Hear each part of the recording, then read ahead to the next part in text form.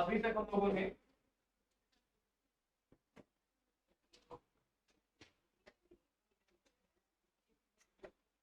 का हम लोगों का डिस्कशन हो चुका है बायो सेवर्ट लॉ, हमारा डिस्कशन हो गया है एम्पियर सर्किटल लॉ, हमारा डिस्कशन हो गया force on a moving charge, and उसके बाद हमारे पास अगला डिस्कशन है क्या, on a straight current carrying conductor. Okay, और इस स्ट्रेट करंट कैरिंग कंडक्टर में आपके पास बहुत ज्यादा पार्ट नहीं है, बहुत छोटा सा पार्ट है। See this is the topic.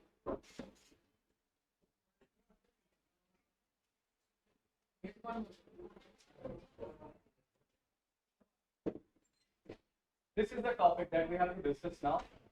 ये पीडीएफ मैं अभी आपको भेज भी दूंगा, आप लोगों ने नोट बनाए भी होंगे, लेकिन पीडीएफ भी मैं भेज दूंगा तो तुम्हारे लिए आसान होगा। अगर मैं बात करता हूँ क्या force between two current carrying conductor,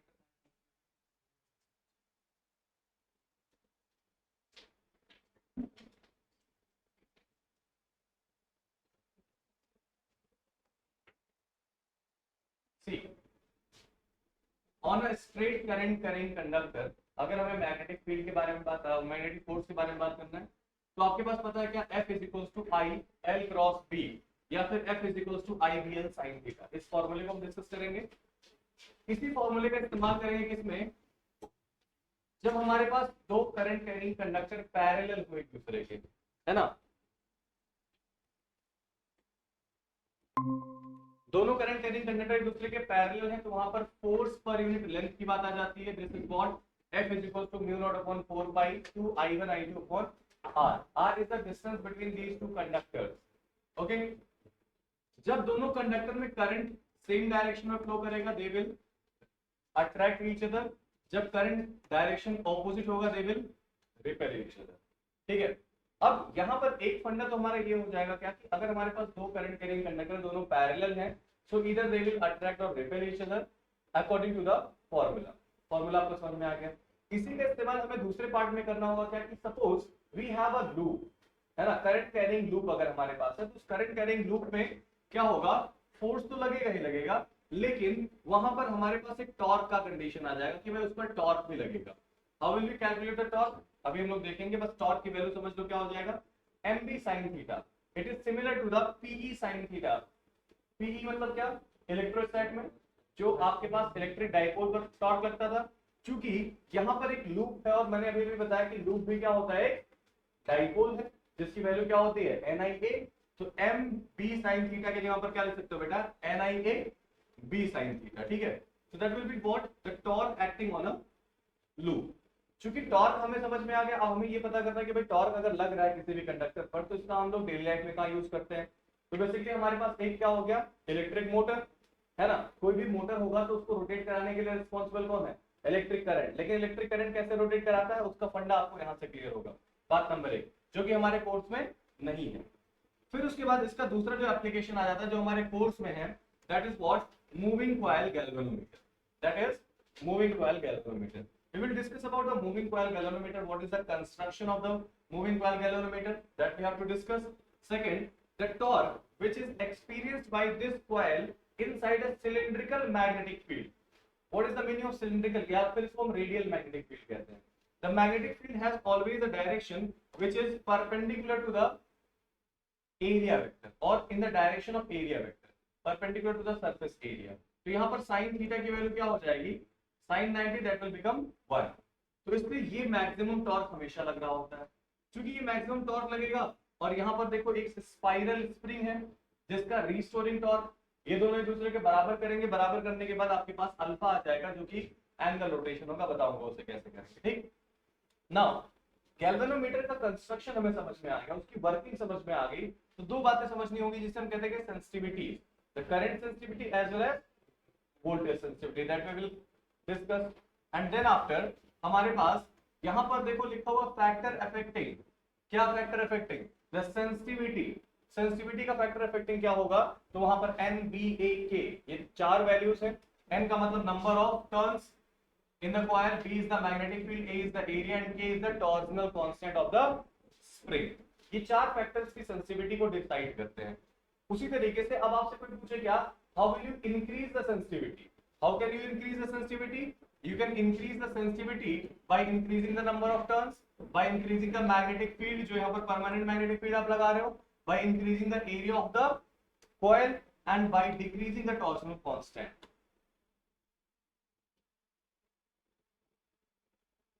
By decreasing the value of torsional constant. तो यहाँ पर हमारे पास factor by which the sensitivity can be increased, है ना? इसको सब पढ़ना आने चाहिए, मतलब मैं तुम्हें भेज दूं तुम्हारे काम का तब तक नहीं होगा जब तक तुम इसे समझोगे नहीं शॉर्ट नोट्स को, ठीक है? खुद का बनाओ तो आराम से समझ जाओगे. Now this is what the conversion, how to convert a galvanometer into a meter. आगे लिखा हुआ shunt, by connecting a shunt across the galvanometer. Second, जब हम यहाँ पर शंट कनेक्ट करेंगे तो maximum current will pass through the shunt, केवल और केवल आईजी करंट यहाँ पर फ्लो होगा, और यहाँ पर एक रिलेशन आ जाएगा क्या कि how much should be the resistance of that shunt so that we can convert a galvanometer into the desired range of a meter. Second, G2V, galvanometer को वोल्टमीटर में कैसे कन्वर्ट करोगे? तो by adding a high resistance in series with a galvanometer. So you can calculate the value of this resistance R by using this expression. Okay, ये दोनों values पर based questions पूछे जाते हैं. एक बात आती है यहाँ पर figure of merit that I will explain also. तो इस तरीके से आपका ये portion complete हो जाएगा और हमारा ये एक chapter, the whole chapter is actually in one page. ठीक है? तो अगर अपने आप का जो तुम लोग खुद अपना short notes बनाते हो, हर एक चैप्टर का शॉर्ट नोट्स अगर आप एक पेज में उसे कन्वर्ट कर सकते हो, इससे बेहतर चीज कुछ हो ही नहीं सकती है. How much time it will take to revise? अगर तुमने खुद से शॉर्ट नोट्स बनाए हैं, it will take maximum half an hour. How many chapters you have? Let's suppose 8. How much time you will take? Maximum 4 hours. 4 घंटे में आप पूरा रिवाइज कर सकते हो. अब हाफ एन आवर में तुमने इसका रिविजन किया, अब तुमने कहा सर रिविजन मेरा हो गया, आपने करा दिया, मैं घर जाके रिविजन कर लिया. रिविजन करने के बाद अब मेरे पास बचा है क्या टाइम? 2 घंटे मैंने उठाए और जो भी मेरे पास बुक है एमसीक्यू टाइप का जो भी आपने लिया है, उस बुक से क्वेश्चन सॉल्व करना शुरू किए. मैक्सिमम एक चैप्टर में 100 या 150 क्वेश्चंस होंगे. 150 क्वेश्चंस में से अगर देखा जाए तो लगभग 100 क्वेश्चंस ऐसे होंगे जो आप आराम से कर ले जाओगे, है ना? अगर आपने रिवीजन अच्छे से कर लिया. रिमेनिंग 50 क्वेश्चंस में भी आपको थोड़ा टाइम लगे, उसमें भी 20 क्वेश्चंस कर ले जाओगे थोड़ा टाइम देने के बाद. हो सकता है 30 क्वेश्चंस आपको बिल्कुल ही ना आए, ठीक है? वही क्वेश्चंस आपको यहाँ पूछना होता है, ठीक है? अपने दोस्तों से पूछ लिया, सॉल्यूशन देख लिया, मुझसे पूछ लिया, कहीं से भी कर लिया. अब आपके 150 क्वेश्चंस कंप्लीट हो गए. 150 क्वेश्चंस कंप्लीट हुए. इसी तरीके से 150 मल्टीप्लाइड बाय 8 कितना हो गया बेटा? 1200 क्वेश्चन, ठीक है? 1200 में से कितने क्वेश्चंस तुम्हें नहीं आते थे? 30 ओनली, है ना? 20 कैसे थे? जो थोड़ा दिमाग लगाने से आ रहा था. यानी कि 50 क्वेश्चंस ही ऐसे हैं जिसको तुम्हें दोबारा रिवाइज करना है. 100 क्वेश्चंस तो तुम्हारे लिए बेकार है क्योंकि अब तुम्हें वो क्वेश्चंस आते हैं, पहले से भी आते हैं, तुमने फिल्टर आउट कर लिया. हर एक चैप्टर में 50 क्वेश्चन, 50 को मल्टीप्लाई कर दो 8 से तो कितना हो गया बेटा? You have total 400 question.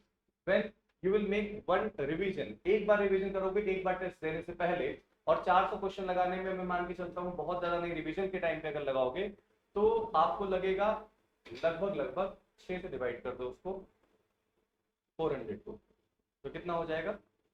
6 से 7 घंटे, 8 घंटे लग सकते हैं. मतलब तुम अपने एग्जाम से एक दिन पहले भी पूरा रिवाइज कर सकते हो, ठीक है? एक दिन पहले भी पूरा रिवाइज कर सकते हो क्वेश्चन लगा के, लेकिन उसमें भी 20 क्वेश्चन रिड्यूस हो जाएंगे जो तुम्हें थोड़ी मेहनत से करनी पड़ रही थी. जो मैंने बताए थे वो क्वेश्चन तुम्हारे पास बचे हैं 30 केवल, और 30 क्वेश्चन मल्टीप्लाइड बाय 8 तो क्या हो गया? 240. और 240 को करने के लिए 4 घंटे, रिवाइज करने के लिए 4 घंटे, total 8 hours before the examination. एक रात में जो लास्ट नाइट फाइट से कहते हैं, that will be the time. और उस 8 घंटे में आराम से रिवीजन करो. अगले दिन एग्जाम में जाओ, एक भी ऐसा क्वेश्चन नहीं होगा जिसके जो तुम्हें आ ना रहा हो. लगभग सारे क्वेश्चन आ रहे होंगे. And this is the only method to achieve like 95 और 90%, बिकॉज वी कैन नॉट से कि 100 परसेंटाइल किसी का आने वाला है, इस बार नहीं आएगा, ठीक है? आ भी सकता है, मैं तुम्हें डिस्करेज नहीं कर रहा हूँ, लेकिन क्योंकि एमसीक्यू है तुमसे बहुत सारी गलतियां होने के चांसेस हैं. बहुत सारा बच्चा क्या करेगा? सारा क्वेश्चन सॉल्व कर लेगा पहले. OMR अगर होगा तब तो गड़बड़ हो जाएगा. OMR नहीं है ना तुम्हारे स्कूल में? पेपर ही दे है, अगर OMR है तो OMR में गलती सबसे बड़ी यही करते हो, सबसे पहले तुम सॉल्व कर लोगे सारे, अब इकट्ठा तुम उसको OMR फिल करोगे। ये गलती कभी मत करना, क्योंकि ऐसे चक्कर में अगर एक भी क्वेश्चन आगे पीछे हो गया तुम्हारा पूरा OMR छिप गया। ठीक है, तो जो क्वेश्चन सॉल्व किया OMR फिल किया, साइमल्टेनियसली फिल करते जाओगे। यहाँ पर एक गलती हो सकती है। दूसरी गलती, जल्दीबाजी में एक दो गलतियां हो सकती हैं, क्योंकि आसान क्वेश्चन है तो कॉन्फिडेंस हमारा हाई होता है, दैट इज ओवर कॉन्फिडेंस। तो ओवर कॉन्फिडेंस 2-3 क्वेश्चन गलत कर जाओगे। बट 100% करने के लिए तुम्हारे पास तुम्हारी एफिशिएंसी और तुम्हारा कंसंट्रेशन बहुत ज्यादा होना चाहिए। तो this is the only way जिससे आप रिवाइज कर सकते हो। ठीक है, मैं चाहूँ तो मैं इसे बना के तुम्हें सबको दे सकता हूँ, but there is no benefit of this. मेरे बनाने का कोई बेनिफिट नहीं है। ठीक है, बहुत ज्यादा हो जाएगा तो तुम्हें एक आइडिया मिल गया, अब उससे तुम खुद को बनाओ। ठीक है, तुम्हें ज्यादा लिखना है, तुम देखो यार लिखा मैंने कुछ नहीं, केवल फॉर्मूले लिखे हैं, और जो छोटी मोटी चीजें हैं जिसे हमें बतानी है वो मैंने लिख दी है। अब इसी को केवल पढ़ाना तो मैं आधे घंटे में पढ़ा के खत्म कर दूं, बट पढ़ाने में सोचो मेरा टाइम लग रहा है ना। वही चीज जब तुम्हें एक बार रिवाइज करने में टाइम लगेगा, लेकिन शॉर्ट नोट्स को पढ़ने में टाइम नहीं लगेगा। Direct short note is not helpful. Okay, so let's continue with the topic. Now, we have the force on current carrying conductor in a magnetic field. Okay, suppose we have a magnetic field like this, inward magnetic field, and this is the current carrying conductor. Here the current is going high. What is the angle between, if this is 60 degree, what is the angle between magnetic field and electric current? हाँ जी, 90, 30 या 60? हाँ जी,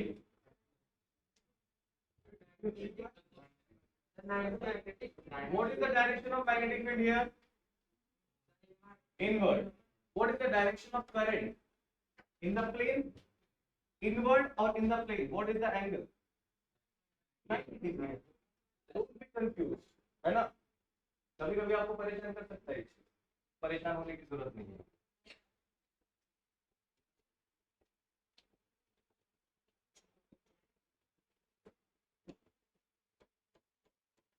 ठीक, तो पहली बात, यहाँ पर जो आपका फोर्स लगने वाला है वो क्या है बेटा? I B L sine theta. Actual में ये फोर्स आया कैसे, अगर आप देखना चाहते हो तो देखो, हमारे पास मान लो ये क्या है? कंडक्टर है, और इस कंडक्टर में एक इलेक्ट्रॉन है जो कि इस डायरेक्शन में bd वेलोसिटी से मूव कर रहा है। टोटल नंबर ऑफ इलेक्ट्रॉन्स कितने होंगे? n number of electron per unit volume होंगे, है ना? तो bd की वैल्यू क्या हो जाए? I इज इक्वल टू क्या होता है बेटा? a n e bd। बोलो, इसकी वेलोसिटी कितनी है? vd है, ध्यान से समझना। तो इस इलेक्ट्रॉन पर फोर्स कितना लगेगा? You will say sir e q b b because it is placed inside a magnetic field b, और साइन थीटा है तो साइन थीटा रख लो, 90 रख लो तो 90 ये होगा। Can you put the value of vd here? Can you put this value vd? तो force is equal to क्या हो जाएगा? e I upon a n e, ठीक है, b साइन थीटा। जरा ध्यान से सोचो, e से e क्या हो जाएगा? कैंसल आउट हो जाएगा। ठीक, ये क्या आ गया? Force is equals to I B sine theta upon a n। ठीक है, this is the force acting on one electron. How many electrons are there? n। its length is L, area is A, तो total number of electrons कितने हो जाएंगे बेटा? A L N। बोलो, can we put this value for net force? The net force experienced by the conductor, because there are lots of electrons inside the conductor. How many electrons are there? N. So N times of one force, जो कि यहाँ लग रहा है, put the value, क्या मिल जाएगा भाई? I B sin theta upon A N into a n l, n a हट गया, I b l। That clear? तो इस तरीके से हमारा क्या आ जाता है? ये फोर्स, कि भाई अगर एक चार्ज फोर्स एक्सपीरियंस कर सकता तो ऑब्वियस सी बात है कंडक्टर तो फोर्स एक्सपीरियंस करेगा ना बेटा, because inside the conductor there are lots of free electrons, they are moving with the velocity vd। Okay, so this is the formula, why this formula is actually I b l sin theta। Okay, now अगर ये force F experience कर रहा है तो हम लोग बात करेंगे किसके बारे में भाई?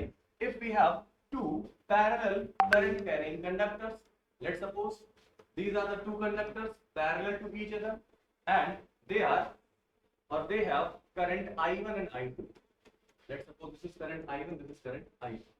Okay, and the distance between them is R. सोचो अगर ये करंट कैरिंग कंडक्टर है, जरा ध्यान से समझना, तो क्या ये अपने चारों तरफ मैग्नेटिक फील्ड प्रोड्यूस करेगा? क्या इसकी वजह से यहां पर भी कोई मैग्नेटिक फील्ड होगा बेटा? होगा ही यार। कितने दूरी पर? r डिस्टेंस पर। The magnetic field that will be set as B1. Can you tell me what is the value of magnetic field B1? Magnetic field बेटा due to infinite current carrying conductor mu naught by 4 pi 2 I by distance r. Equation 1. ठीक है, this is the magnetic field. Now forget about this. सोचो इस I2 के बारे में.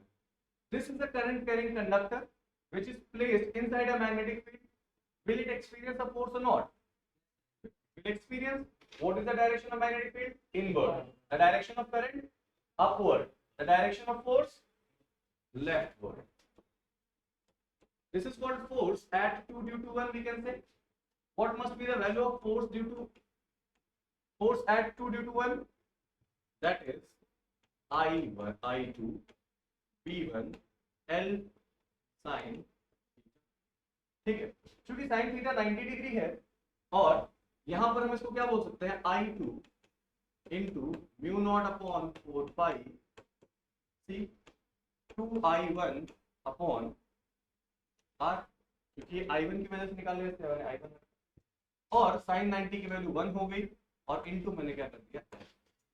See, this L is actually we have taken infinite length ना, तो हम क्या कर सकते हैं? इस L को अगर मैं इधर डिवाइड कर दूं, F21 by L will be mu naught 4 pi 2I1 I2 upon R. This is actually known as force per unit length.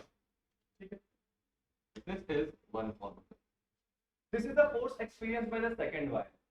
In the same manner, if you will talk about the force experienced by the first one, तो पहला किसकी वजह से force experience करेगा? Due to the magnetic field produced by the second wire. Second wire will produce a magnetic field in what direction? Outward. See, it is outward. Okay, so this is an outward magnetic field. This field will have the value B2. And B2 की value कितनी होगी बेटा? B2 will be mu naught upon 4 pi 2I2 by R. What must be the force at 1 due to 2? That is, sir, I1 B2 L sin 90 degree. बोलो भाई. Put the value here. I1 into mu naught by 4 pi 2I2 by R. ठीक है, into L. L को मैं इसके नीचे transfer कर दूं तो क्या हो जाएगा? F12 डिवाइडेड बाय L, और that we can say F12 force per unit length is equals to mu naught upon 4 pi 2 I1 I2 upon R. ठीक है, क्या यहाँ पर formula number this and this both are similar? So we can say both will experience. What is the direction of force? Let's calculate. Left hand rule. Magnetic field outward, current upward. The force is in this direction. The force has this direction. This can be written as F12 and this can be written as F21. Both are equal in magnitude but opposite in direction, and both are acting at two different objects. So can we say the force vector 1 2 is equals to minus of force vector 2 1? And this is actually what Newton's third law, that is action reaction. So simply आपसे पूछा जा सकता है क्या कि if there are two current carrying conductor placed in vicinity of each other and the current is flowing in the same direction, will they attract or repel? They will attract. Current same direction, they will attract. ठीक है, अगर यहाँ पर ऐसा force है तो क्या ये फोर्स न्यूटन के किसी लॉ को फॉलो करता है? Yes, the third law, that is action reaction. Okay, this is the case when the current is in the same direction. Okay, now if the current is in opposite direction we can calculate the same force, है ना, but हम बस केवल direction of force देख लेते हैं, ठीक है। डायरेक्शन ऑफ फोर्स देखा जाए अगर यहाँ पर, सी this is a conductor, this is the another conductor, okay. Now I1 यहाँ पर प्रोड्यूस करेगा क्या, magnetic field inward. It will experience a force in what direction, force downward कहाँ हो जाएगा, मैग्नेटिक फील्ड इनवर्ड। करंट कहाँ पर भाई, नीचे की तरफ, फोर्स कहाँ चला जाएगा, राइट, ठीक है, the direction of force. See अगर यहाँ पर करंट I2 है, I2 will produce a magnetic field here that is again inward. See तो भाई ऐसे करंट इधर inward, okay, magnetic field inward, current upward, force किधर leftward. The direction of force here, both forces are equal in magnitude and opposite in direction. They will repel each other with the same amount of force. ये बात clear होगी। Now coming to the next point, that is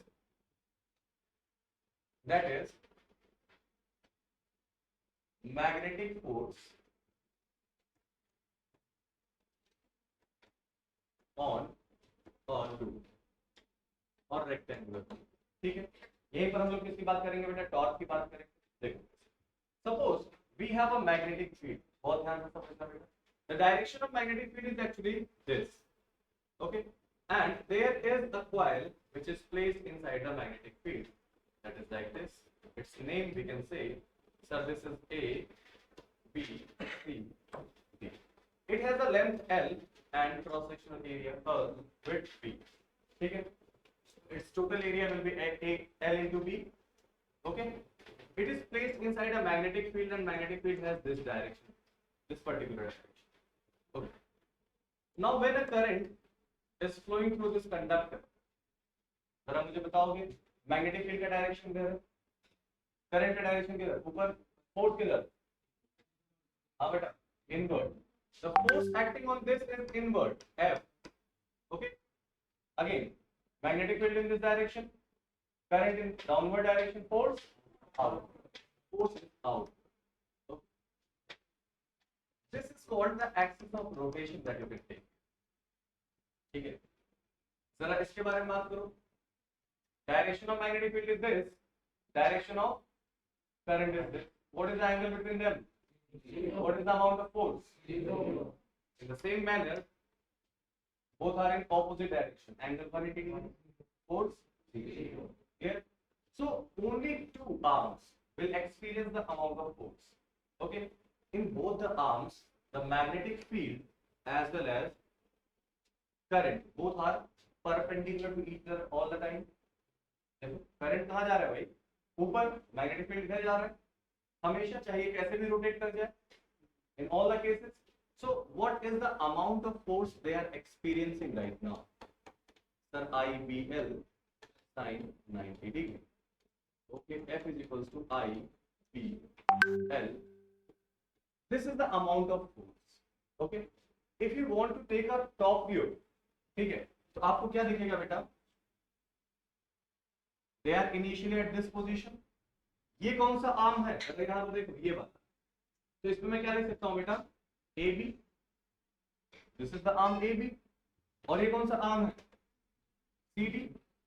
इन दोनों को अगर मैं मिला दूंगा तो ये कितना लेंथ होगा बेटा, B लेंथ के साथ। मैं कौन सा व्यू दिखा रहा हूँ तुम्हें, दैट टॉप व्यू।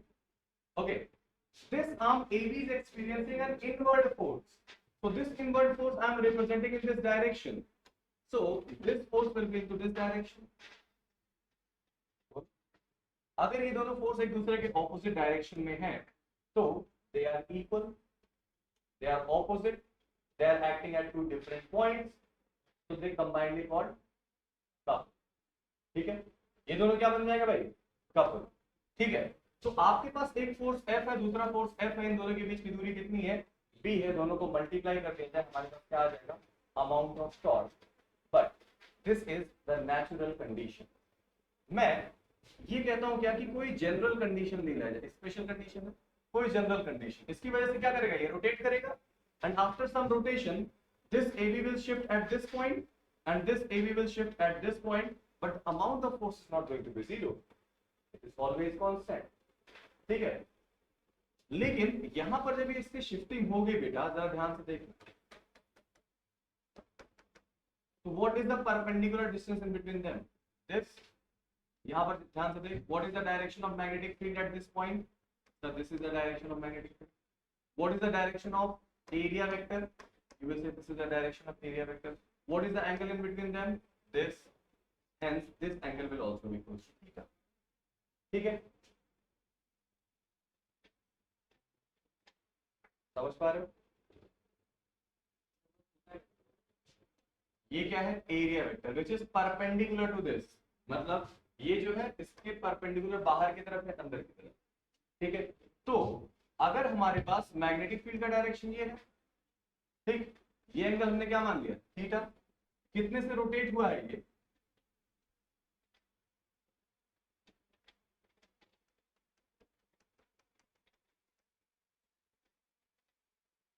ये कितना होगा? 90 माइनस थीटा। ये कितना होगा? थीटा। तो ये कितना होगा? समझ आ रही बात? Okay, so if this angle is theta and this length is actually B, तो बी का ये कंपोनेंट क्या हो जाएगा? B sine. So the perpendicular distance between these two forces is b sin theta at any general point. So what must be the value of torque? So you will say, sir, it is force into perpendicular distance. What is the amount of force here? Sir, I B L. और ये क्या है बेटा? B sin. Okay, this is the amount of torque. But N into B, that can be written as what? So 2 can be written as A B B I A. बोलो ये बात समझ में आ गई? अब यहाँ पर ध्यान देना, थीटा किसके किसके बीच का एंगल है बेटा? Remember this here. This theta is actually angle between magnetic field vector and area. Remember this one. Okay. Suppose there are n number of loops in this conductor. ठीक है, तो ये क्या हो जाता है? n I A B sin. ठीक है, और n I A को क्या लिख सकते हो बेटा आप? M B sin theta. It is as similar as the formula for torque, that is P E sin theta. ठीक है, और this torque can be written as M cross B, or this torque can be written as P cross B. ठीक है, that is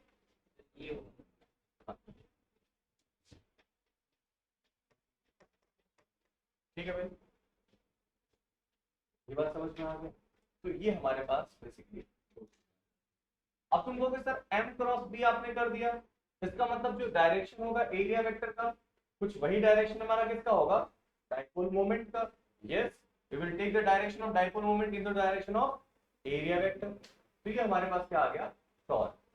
चूंकि अब ये torque है, तो तुम मुझे बताओ कि यहाँ पर स्टेबल अनस्टेबल इक्विलिब्रियम का कंडीशन बन सकता है कि नहीं बन सकता है? बन सकता है। स्टेबल कब होगा, अनस्टेबल कब होगा? क्या यहाँ पोटेंशियल एनर्जी स्टोर हो सकती है? यस, पोटेंशियल एनर्जी स्टोर हो सकती है। क्या मैं इसको अगर ऐसे और रोटेट करके मैं छोड़ दूं तो क्या फिर से ये ऐसे चुम करेगा? करेगा?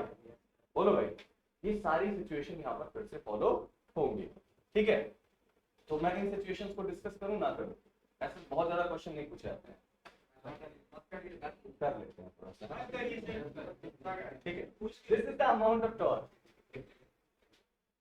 It will take hardly 10 minutes. ठीक है, रिलेट कर देता हूं, दोनों टॉपिक को रिलेट कर देता हूं। मतलब किसको? Electric field. See, this is the electric field, ध्यान से देख, this was the electric field. यहां पर हमारे पास क्या था? माइनस क्यू चार्ज, यहां पर हमारे पास क्या था? Plus Q charge. Okay, the force experienced by these two charges were q into e and q into e in this direction। इन दोनों के बीच की दूरी क्या हुआ करती थी बेटा? 2l। और यहां से अगर देखा जाए तो ये दूरी परपेंडिकुलर क्या होती थी 2l sin थीटा। ठीक है, यहां पर देखो तो direction of electric field is this और direction of dipole moment is this, the angle between them is theta. If theta is equal to 0 degree that is what the stable equilibrium. बोलो हाँ या ना। अगर थीटा की value 180 degree है that is what unstable equilibrium. और अगर मेरा थीटा की वैल्यू 90 डिग्री है that is the condition of maximum torque. क्या कहलाता है बेटा? Maximum torque. ठीक है, यही तीन कंडीशन थी। What is the formula for work done और पोटेंशियल एनर्जी? तो माइनस पीई cos थीटा। ठीक है, माइनस पीई cos थीटा। इसके हिसाब से अगर यहां पर देखा जाए in stable equilibrium what is the potential energy? That is minus PE. बोलो in unstable equilibrium u is equals to plus pe और at this case 90 डिग्री 0। ठीक, मतलब अनस्टेबल से स्टेबल से अनस्टेबल ले जाने पर this is the minimum energy, this is the maximum energy और this is the mid way. ठीक है, तो जहां पर एनर्जी पोटेंशियल एनर्जी मैक्सिमम होगा वो क्या होगा कंडीशन? Unstable equilibrium, जहां मिनिमम होगा that is stable equilibrium. Similarly, if we talk about the magnetic dipole moment, see मैं वर्टिकल व्यू दिखा रहा हूं तुम्हें। This is the direction of what? This is the direction of magnetic field। ठीक है, अगर आप ऐसे देखते हो, पहले वर्टिकल नहीं पहले मैं और what is the direction of dipole actually? बताओ, करंट कैसा फ्लो हो रहा है? क्लॉकवाइज। ये कौन सा पोल बनेगा? साउथ। पीछे क्या बनेगा? North. What is the direction of dipole moment? From south to north, from negative to positive, from south to north. समझ आ रही बात? It means we can say the magnetic moment is actually inward and the same direction I'm taking for the area vector. Okay, at this point of time you can say the magnetic field as well as the dipole moment both are at right angle. Can we draw the vertical view? ठीक है, magnetic field का direction क्या है बेटा? ये है। ठीक है भाई, और आपके पास एक पॉइंट यहाँ है, मतलब ये कौन सा है भाई? पहला ए बी और ये क्या है? C B. इन लाइंस की बात कर रहा हूं मैं, ये दोनों दिख रहे हैं, बाकी इसकी कोई जरूरत है नहीं क्योंकि इसमें कोई डॉट लगे। यहां पर मैग्नेटिक मोमेंट का डायरेक्शन क्या? 90 degree, right. This is the condition where torque is maximum. ठीक है, this is the condition where torque is maximum. Now अगर मैं इसको रोटेट करा दूं कितने से? 90 डिग्री से। when the direction of this and the magnetic field both are same, that is the condition that will be the equilibrium. How? Just imagine, तुम्हारे पास ये कौन सा पोल है? North pole. ये कौन सा पोल है? South pole. किसका? एक्सटर्नल मैग्नेट का। नॉर्थ से मैग्नेटिक फील्ड किधर जा रही है? साउथ की तरफ। सी, नॉर्थ टू किधर जा रही है? साउथ। ठीक है, you have right now this is a coil. ठीक है, ये क्या है आपके पास? कॉइल है, ए बी सी डी। ठीक है, करंट इस तरीके से फ्लो कर रहा है इसमें। बोलो, this is the case when, देखो ये this is the direction of area vector, या फिर कह सकते हो क्या? Dipole, magnetic dipole moment. This is the direction of magnetic field, both are 90 degree है ना? तो ये कौन सा कंडीशन हो गया बेटा? ये कंडीशन जो मैंने अभी फिलहाल बताया था। When theta is equals to 90 degree that is the case of maximum torque. बोलो, अब ये जो है यहां से ऐसे रोटेट कर दिया, the direction of magnetic dipole moment and magnetic field both are become same. Theta की वैल्यू क्या हो गई? 0। जरा इमेजिन कर, इस पर फोर्स किधर लग रहा था बेटा? आउटवर्ड। इस पर फोर्स किधर लग रहा था? इनवर्ड। ठीक है, ये फोर्स ऐसे लग रहा है, क्या ये दोनों फोर्स कोई टॉर्क प्रोड्यूस कर रहे हैं? अभी नहीं। What is the net force on this body? 0। Is there any torque? No. Just imagine कि अगर मैं इसको ऐसे हल्का सा शिफ्ट कर दूं और छोड़ दूं, क्या ये वापस अपने ओरिजिनल पोजीशन पर आने की कोशिश करेगा? आने की कोशिश कर रहा है, इसका मतलब क्या? This is the stable equilibrium. जब भी कोई बॉडी को डिस्प्लेस कर दिया जाए, ये वापस आने की कोशिश कर रहा है कि नहीं कर रहा है? उसी तरीके से अगर यहां पर मैं एंगल कितना रखूं, ठीक है, और स्टेबल इक्विलिब्रियम से मैं थोड़ा सा रोटेट कर दूं तो वापस आएगा अपने ओरिजिनल पोजीशन पर। समझ आ गई बात? फिर इसको मैंने रोटेट कराया, ठीक है, यहां पर आ गया। Again the magnetic field outward, sorry magnetic moment outward, field in this direction 90 degree, that is again the maximum torque वाला कंडीशन। बट ये ऐसा आ गया, तब क्या होगा? फिर से अनस्टेबल इक्विलिब्रियम होगा। क्यों? क्योंकि इस वाले पर फोर्स किधर लग रहा था? आउटवर्ड। इस पर फोर्स किधर लग रहा था? इनवर्ड। दोनों फोर्स एक दूसरे के ऑपोजिट। समझ? फिर इसको हमने थोड़ा सा रोटेट कराया, तो क्या ये वापस इधर आएगा या वैसे चला जाएगा? यहाँ इधर चला आएगा, क्योंकि टॉर्क का डायरेक्शन एक्चुअली किधर है बेटा? ठीक, एम क्रॉस बी। ठीक है, ये कैसे रोटेट कर रहा है? ऐसे रोटेट कर रहा है ना बेटा। तो अगर ऐसे रोटेट कर रहा है, this is the direction of rotation, ठीक है, तो अगर मैं इसको हल्का सा कराऊंगा यहाँ से डिस्प्लेस, तो that will again rotate in the same direction. ठीक है, तो this is the basic condition. इतना इसमें डिटेल में मत जाओ, काम की बातें याद रखनी है। क्या?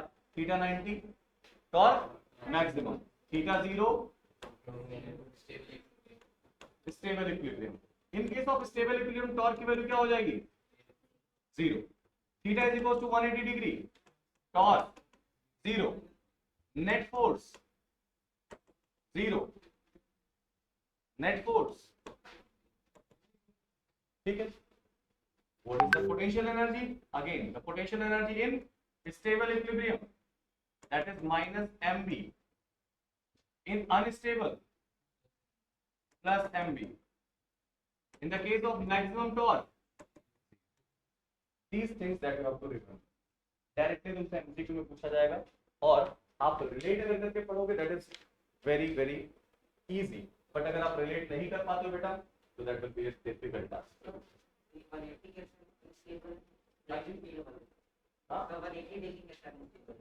180 डिग्री कैसे अनस्टेबल है?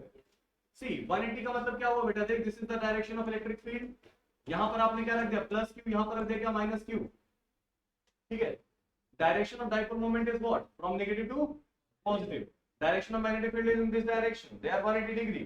Suppose this is displaced at some angle, this positive charge will experience a force in this direction while this negative charge will experience force in this direction. आपने इसको यहां से थोड़ा सा इसके इक्विलिब्रियम से थोड़ा सा डिस्प्लेस किया, क्या वो अपने इक्विलिब्रियम में वापस जाने की कोशिश भी करेगा क्या? नहीं, क्योंकि ये किधर मूव करेगा? ऐसा। ठीक है, तो this is the case basically the equilibrium case, stable, unstable और neutral. This is the case of unstable. एक सेकेंड बेटा, बस बता। Unstable, this is the case of stable and this is the case of neutral। ठीक है, मतलब आपने यहां पर एक बॉल रख दिया ऐसा, this is the condition that you have to remember। आपने एक बॉल यहां पर रख दिया ऐसा, in both the cases, और एक बॉल यहां रख दिया, छोड़ दो इसको। now in both the cases the weight mg is down, working downward, the reaction force is acting upward। In this case also, the reaction is in upward, weight is mg downward. What is the net force acting in both the conditions? 0. Okay, we can say they are in equilibrium. We can say what? They are in equilibrium. But what if we just shift this ball slightly, बहुत थोड़ा सा यहाँ पर, ठीक है, क्या ये ball वापस अपने ओरिजिनल पोजीशन पर आने की कोशिश भी करेगा? No, because it will move downward. So this is what the unstable state. You can relate from this also. If you will displace this object by some distance, and when you will release, it will always try to come to the original position. When a system has this tendency, that is called, the system is in stable equilibrium. If they have this tendency, that is called unstable equilibrium. बोलो। जब sir potential energy 0 थी, तो torque maximum था। Theta की value बेटा 90 degree. ठीक है, theta की वैल्यू क्या थी? 90 डिग्री। सी ऐसा केस, थीटा की वैल्यू कितनी? 90 डिग्री। इन दिस केस यहां पर देखो, उन दोनों के बीच की दूरी क्या? Maximum. Torque is depending only two factors, That is what?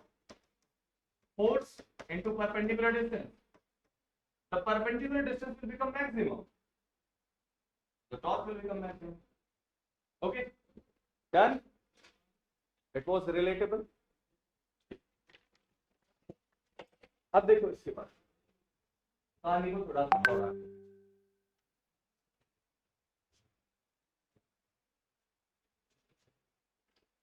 इसकी कहानी खत्म हो गई ना बेटा, फिर बहुत जिंदगी बची तुम्हारी। देख भाई,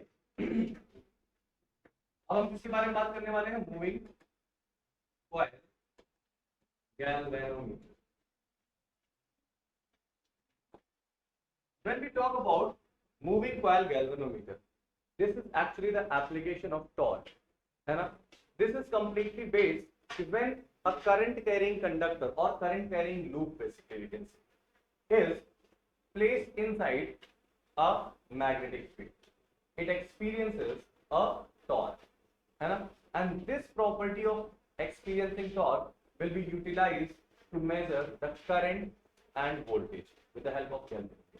So galvanometer is a device, or we can simply say galvanometer is a current sensing device. क्या बोलेंगे भाई इसको? Current sensing device. Until unless there is no current in the galvanometer, you cannot measure anything. ठीक है? So it is a current sensing device. How it is made up? See, we have basically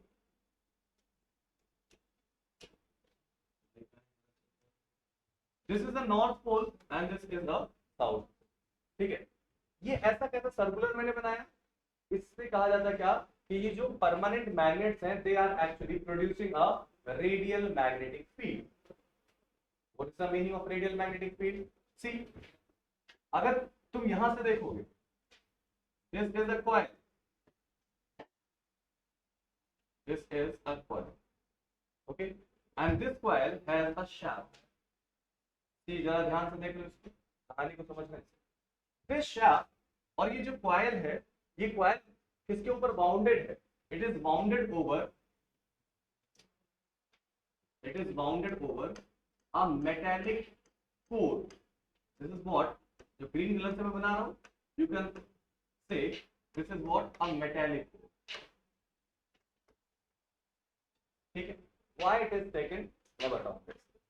ये जो आपके पास है यहाँ पर, this is what called shaft, जिस पर ये रोटेट कर सकता है. It is pivoted at 2 points. At the upper end, it is pivoted like this, and at the lower end, it is actually connected with a spiral spring,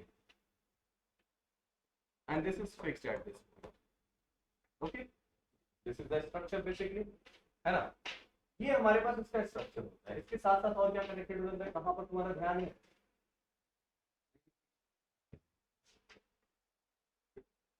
आपका ध्यान किधर? देखिए, ये क्या होगा? इसके साथ, इस शाफ्ट के साथ एक नीडल कनेक्टेड होगी, है ना, जो कि बेसिकली इस मीटर स्केल पर लगा. ठीक है ना? ये दोनों पार्ट क्या होंगे? एक positive we can say and other is negative. These two terminals will be connected either in series or parallel. तो अगर इस पूरे सिस्टम को मैं बनाऊं कैसा, देखो. So this is what a galvanometer. It has a needle. This is a circular scale. It can either move in this direction, also in this direction, according to the rotation. That will completely depend on the direction of current. If the direction of current like this, so it will rotate as कैसा भाई? इस तरह. मतलब अगर ऊपर से देखो तो कैसा? क्लॉकवाइज. और अगर इसमें करंट का डायरेक्शन ऑपोजिट कर दिया, that will anti clockwise. It ultimately depends. तो इसीलिए यहाँ पर दोनों की तरफ मूव करने के लिए बनाया जाता है, और यहाँ से दो वायर आपके पास कनेक्ट होने के बाद, तो यही दोनों टर्मिनल्स जो है ये यहाँ. ठीक है? मैंने फिलहाल यहाँ पॉजिटिव लिया क्योंकि हम लोग स्टार्टिंग से करंट का डायरेक्शन ऊपर ले रहे थे. तो जब भी इस गैल्वेनोमीटर को कहीं पर कनेक्ट किया जाता है, तो ये बेसिकली करंट के डायरेक्शन को सेंस करता है. The basic work that we have decided for the galvanometer, अभी वो क्या करेगा? It will sense the direction of current. Current इधर फ्लो करे, इधर रोटेट करेगा. करंट इधर से फ्लो करे, इट विल रोटेट. ठीक है, that is called galvanometer and current sensing device. Now अब होगा क्या, इसकी वर्किंग समझनी है. बहुत सिंपल है इसकी वर्किंग. देखो कैसे. जब यहां से करंट आप फ्लो कराओगे, it will experience a torque. How much torque will it experience, इसको समझने के लिए जरा मैं इसका वर्टिकल व्यू बनाना चाहूँ. This is the vertical. ठीक. The direction of magnetic field is actually like this.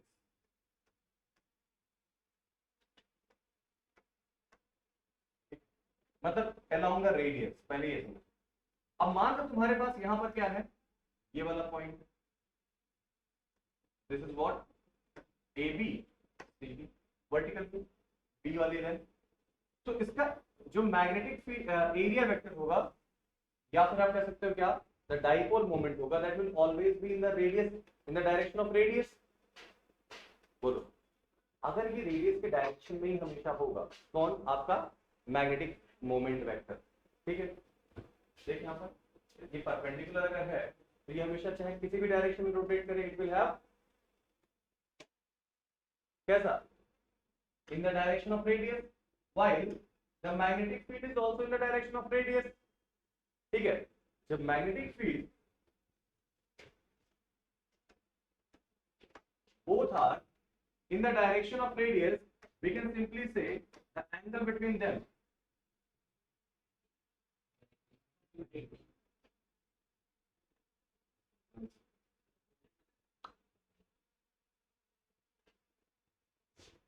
this is the area vector.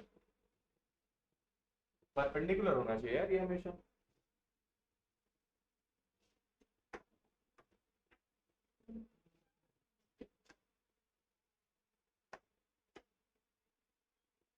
इन दोनों के बीच का एंगल इसकी वजह से क्या होगा, perpendicular. Direction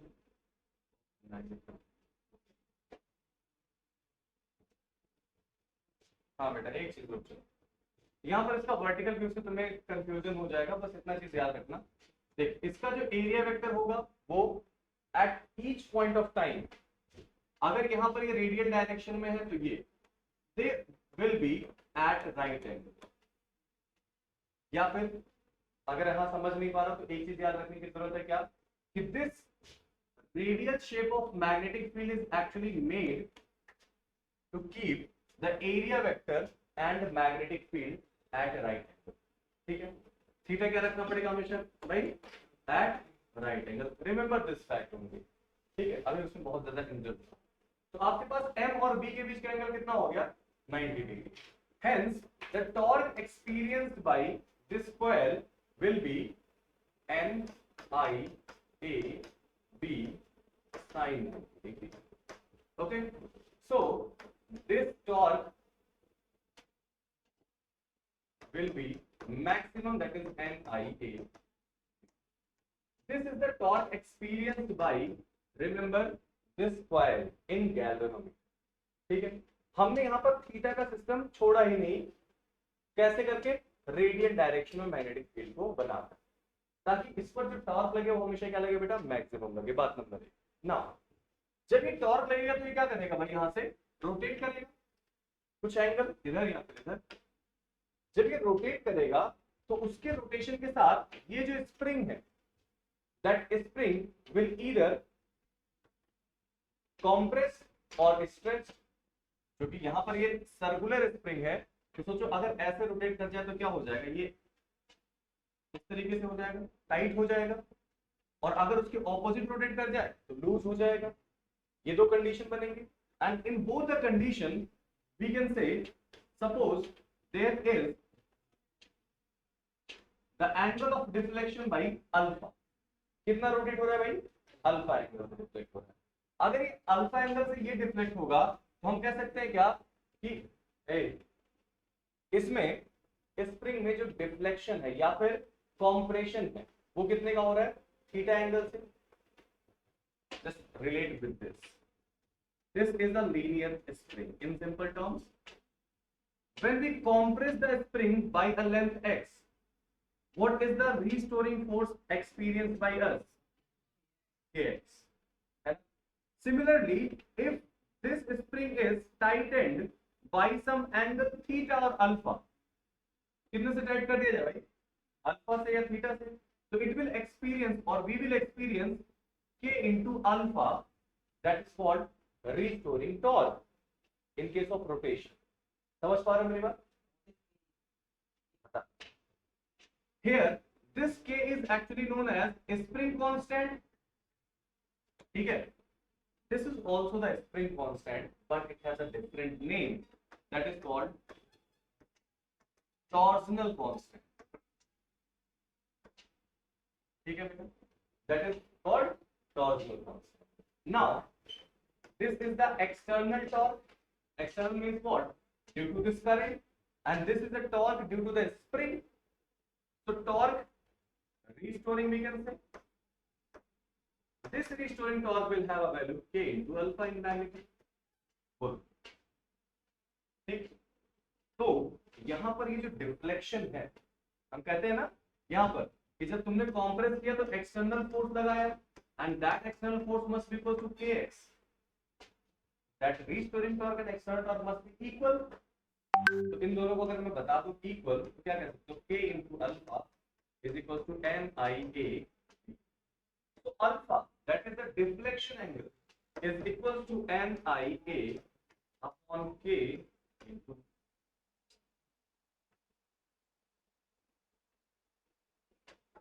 NIA, or we can say alpha is equal to NVA upon k into, मतलब क्या हुआ, the deflection in the needle or rotation or deflection in the coil is actually directly proportional to the current flowing through the coil.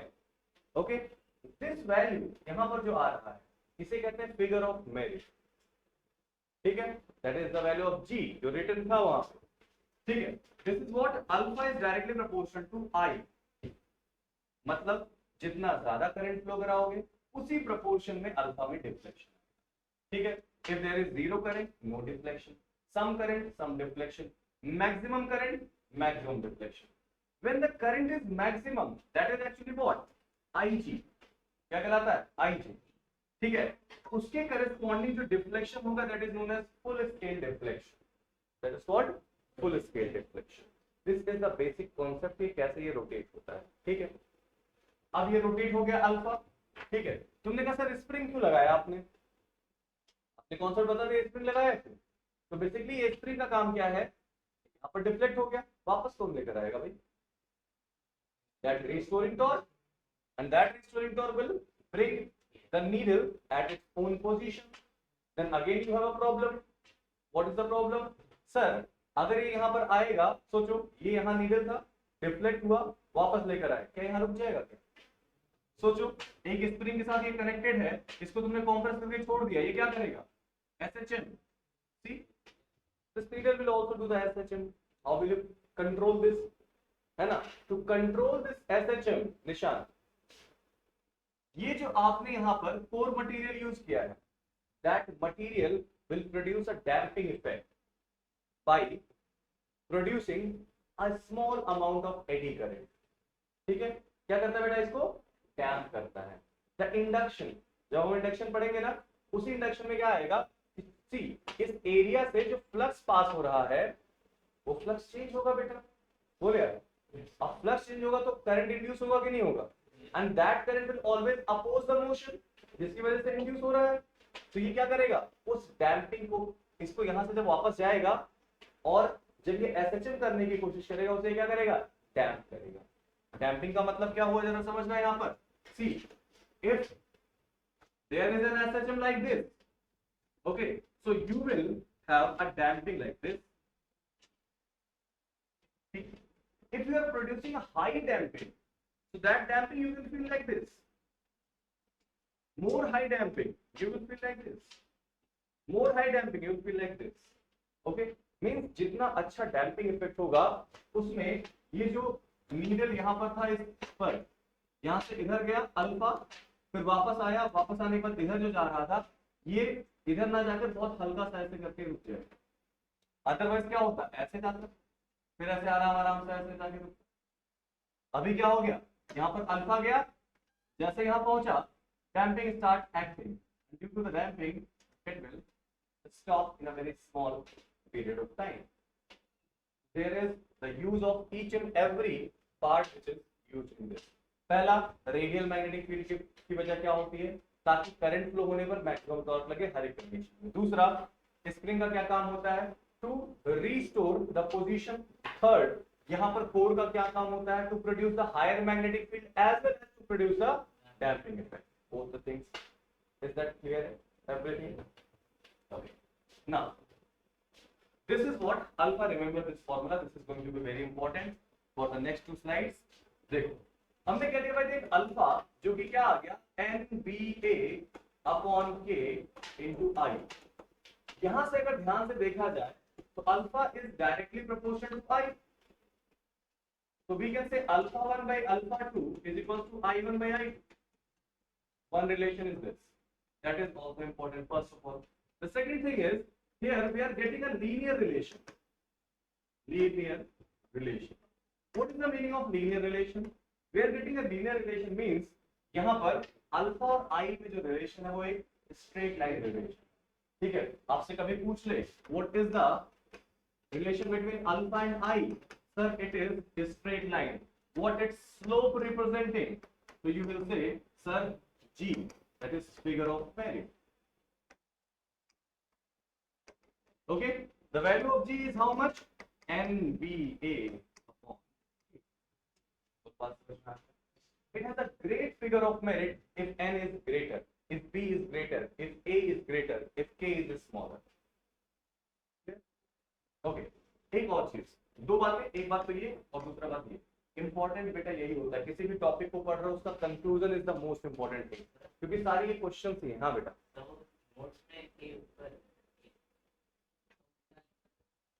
नहीं इसमें उल्टा फिर मैं लिखवाऊंगा. Figure of merit क्या होगा, देख लेना इसको. जी की वैल्यू, हाँ यहाँ अल्फा होगा, यहाँ आई होगा, देख लेना. Slope is 1 by. ठीक है, ये अपॉन एन.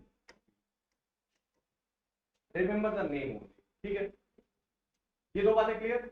अब देखो इसका क्या मतलब है, इसे मैं समझाना चाहूंगा. इस पर डायरेक्टली क्वेश्चन क्या हमने कहा भाई, देख alpha is equal to N B A upon K into I. समझना इस बात को, alpha directly proportional to I. क्या मतलब है इसका, हमारे पास ये क्या हो गया भाई, स्केल. यहाँ पर हमारे पास क्या है, मीटर. ठीक, it is originally at this position, that is called what, 0. इधर 1 2 3 4 5 सपोज 6 कर लेते हैं. ये एंगल कितना है, 90 डिग्री. ठीक है, मतलब मेरा जो नीडल है वो मैक्सिमम कितना रोटेट कर सकता है बेटा, 90 डिग्री. कैन वी से this is the full scale deflection. This is the full scale deflection. For this deflection, see, alpha is equal to NBA upon K into I. For this deflection, we must have, हमें alpha कितना है, that is given 90 degree. For this particular deflection, do we have a current I? I की current की value को क्या बोला जाएगा बेटा, यहाँ पर IG बोल सकते हो.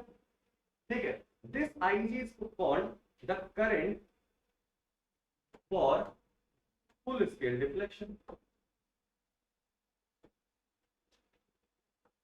बोलो हाँ या ना. And this is what the angle, full scale deflection angle, that is 90 degree. ठीक है, maybe it is not given in degree.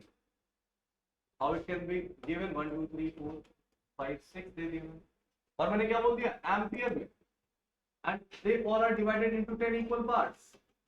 So 6 into 10, that is how many parts are there? 60 parts. What is the full scale deflection? It could be 90 degree. It could be in degree. It could be in parts. That is 60 parts. मतलब the corresponding current IG will produce a full scale deflection. Means you can measure a 6 ampere current when there is this amount of current will flow through the circuit. ठीक है, समझ में आ रही बात. तो मैंने कहा ये बताओ कि अगर मैंने करंट IG की value 0.5 ampere per, this is giving the full scale deflection, that we can measure an angle up to 6 ampere or measure any value up to 6 ampere. ठीक है? So when there is a current of 0.1 ampere flowing through the galvanometer, what will be the measurement of current at that time? मतलब alpha तुम्हें पता करना है, तो मैंने इसको IG बोल दिया, इसको अल्फा 1 बोल दे, इसको I2 बोल दे, इसको अल्फा 2 बोल दे. That we have to find out. We have a relation, alpha is directly proportional to I, so we can say alpha 1 by alpha 2 is equal to I1 by I2. This could be a full scale deflection or any deflection that will be given. We have to find out the value of I. What must be the value of I2? That is alpha 2 by alpha 1. I2 दिया है ना बेटा, हमें निकालना alpha 2. That is I2 by I1 into alpha. That is I2 कितना है भाई? 0.1 और 0.5 into 6 ampere. So corresponding value will be what? 1.2 ampere. Is that okay? बोलो, इस पर डायरेक्टली क्वेश्चन आता है. समझ आ रही बात कि भाई फुल स्केल डिफ्लेक्शन के लिए कितना है करंट, इतने करंट पर कितना मेजरमेंट होगा, you can measure the value. समझ आ रही बात? तो this is the second part. ठीक, पिछले वाले पार्ट में हम लोगों ने दो बातें डिस्कस करी थी. One is directly proportional, that will be a linear graph, and second is this relation. ये बात समझ में आ गई ना? The next point is that is, हाँ बेटा, क्या बेटा, क्यों जा सकते हो मंदिर?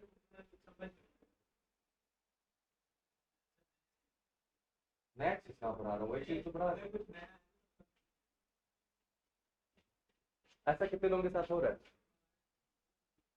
तुम्हें बुलाते हो कहानी 10 मिनट और max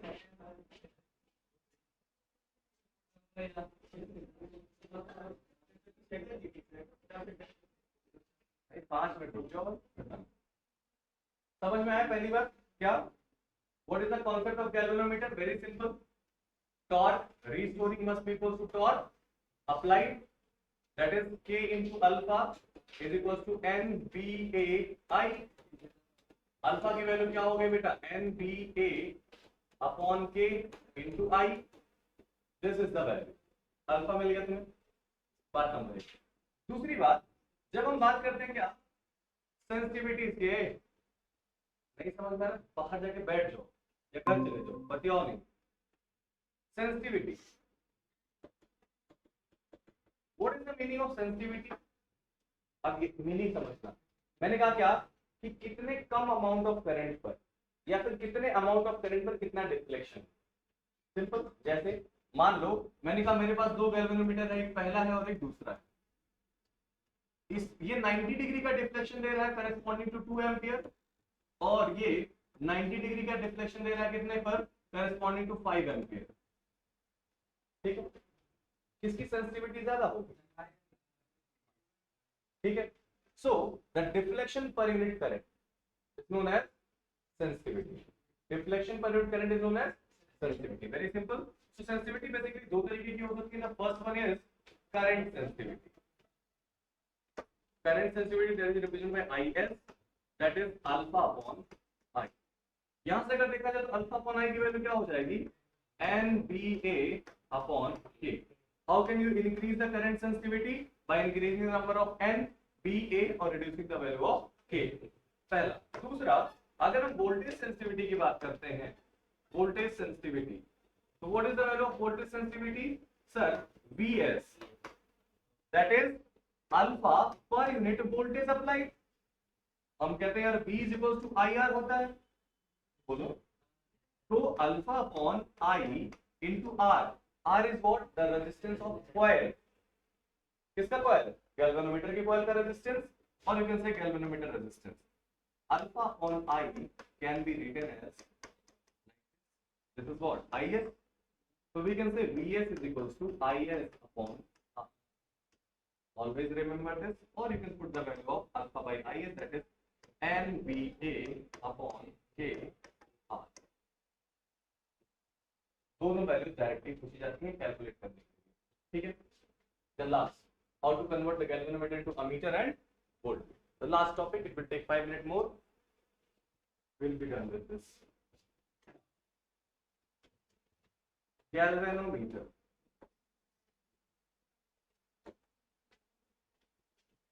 This is the galvanometer. Capital G is the resistance of the galvanometer we will consider. Ig is the corresponding full scale deflection current or deflection current corresponding to the value of this. ठीक है, ये बात है हमारे पास यहाँ पर.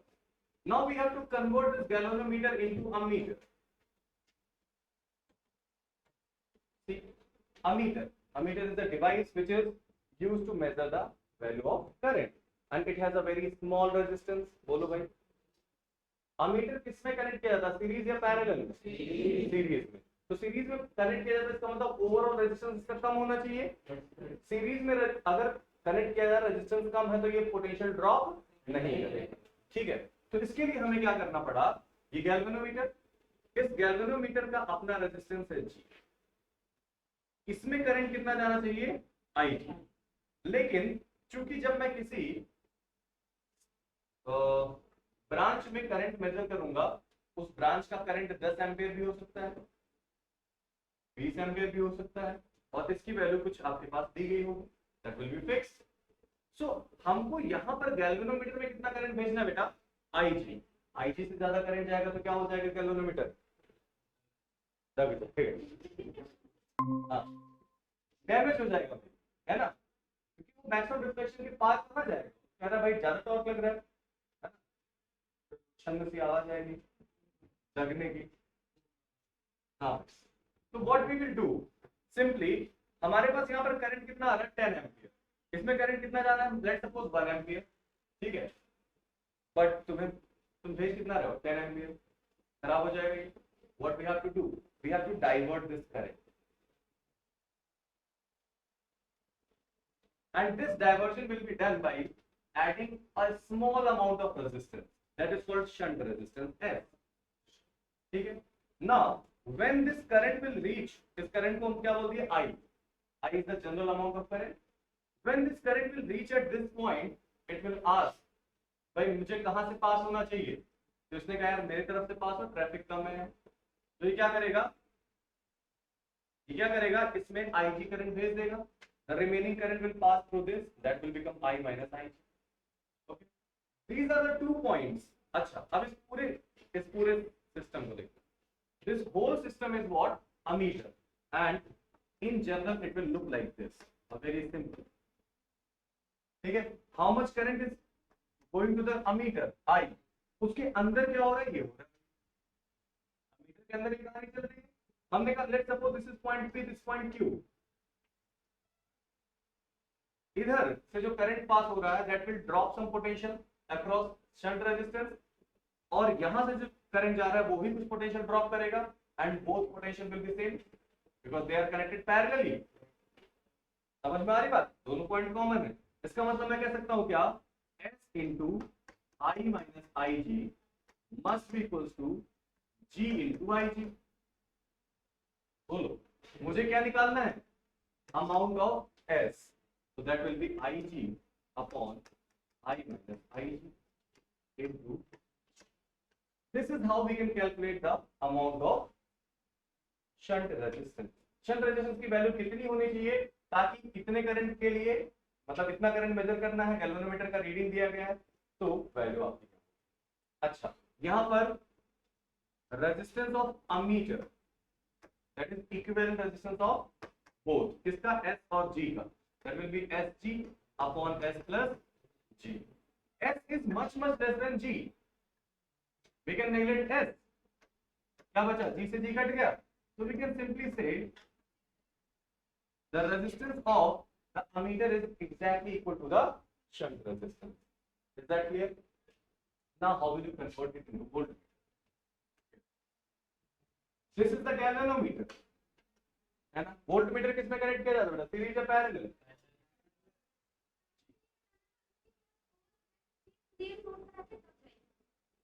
बेटा एक पेज अरे बहुत भीड़ लग जाएगी, एक पेज ठीक है, आप जाइए भी दिलवा देता हूँ। समझ रहे हैं आप? हमें क्या करना है, वोल्ट मीटर को किसमें कनेक्ट करना है, सीरीज या पैरेलल? सीरीज या parallel volt meter? Parallel. Volt meter को किसमें कनेक्ट करना है, पैरेलल, किसी भी सर्किट में। ठीक है, अब वोल्ट मीटर का रेजिस्टेंस क्या चाहिए होगा मुझे, बहुत ज्यादा, ताकि वो कोई करंट ड्रॉ, बस 5 मिनट। हाँ हाँ पढ़ा देता हूँ। ठीक है, तो वो ज्यादा करंट ड्रॉ ना कर पाए, तो इसके लिए हमें क्या करना पड़ा, ये जो हमारा गैल्वेनोमीटर है, इसी के सीरीज में मैंने क्या लगा दिया, एक हाई वैल्यू ऑफ रेजिस्टेंस लगा दी। ठीक है, that is called series resistance. Now this whole structure is known as what, voltmeter, जो प्यारा सा दिखेगा कैसे, that will be connected across, मान लो ये कोई रेजिस्टेंस, इसमें करंट कितना फ्लो रहा था, आई, तो करंट आई तो इसमें जाए, ये इफेक्ट नहीं होना चाहिए, लेकिन हमें मेजर करना है, तो भाई आई माइनस आई जी तो इसमें, सॉरी आई जी तो इसमें भेजना पड़ेगा ना बेटा, क्या इसमें आई जी भेजना पड़ेगा, मतलब यहां पर कौन जाएगा, आई जी जाएगा, तो इसके क्रॉस कितना पोटेंशियल ड्रॉप होगा जरा बताओ मुझे, आई जी के cross, I G G plus R, that must be equal to the potential that you want to measure. मैंने कहा वो मेजर करने वाला पोटेंशियल कितना हो गया, V, इस केस में IR हो जाएगा, किसी केस में कुछ भी हो सकता है, बोलो बात समझ में आ रही है, तो ये किसके बराबर हो गया, V के बराबर। What you have to find out, the value of R, value of R कैसे मिलेगा भाई, G plus R V upon IG, और R is equal to V upon IG minus G, that will give you the net value of R, इतने amount का R लगाना पड़ेगा। ठीक है, this is the whole chapter that we have finished. Wait a minute. Attendance तब तक लग रहा है, मैं फिनिश कर चुका हूँ। ठीक है, एक बात तो ये, दूसरी बात अब हमारे सामने आ रहा है क्या, EMI, electromagnetic induction, that will definitely take a 2.5 hour minimum or 3 hours. ठीक है, to revise.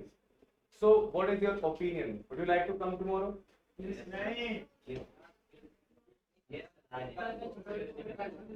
देखो बेटा, संडे को मैं क्लास नहीं लगा पाऊंगा, बहुत फ्रैंकली बताऊंगा।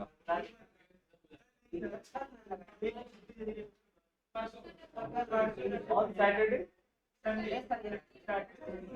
सैटरडे को स्कूल है ना,